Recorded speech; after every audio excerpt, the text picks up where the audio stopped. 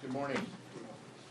If there was any doubt that House Republicans have completely abandoned bipartisanship in order to address the needs of the American people, last week put an end to that.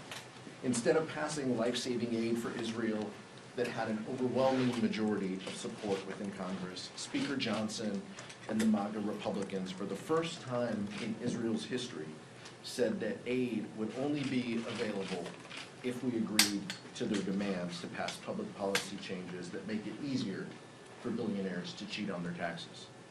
They would rather increase the deficit and add bad economic policy than pursue a bipartisan path forward. They would weaken America's standing as a leader in the free world in pursuit of political games. And yet we find ourselves on a collision course just 10 days from a government shutdown.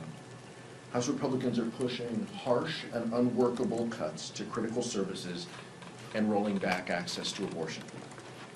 House Democrats, Senate Republicans are all on the same page, while House Republicans would rather spend time on baseless and partisan impeachment. The only way forward is for both parties to come together. House Democrats are ready to work with our colleagues to pass funding that prevents a government shutdown and invests in working families and keeps our government open. But we need responsible partners on the other side of the aisle.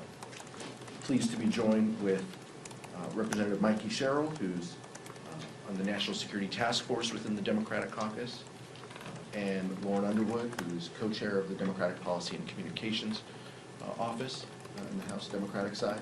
And I'll now turn it over to Vice Chair of the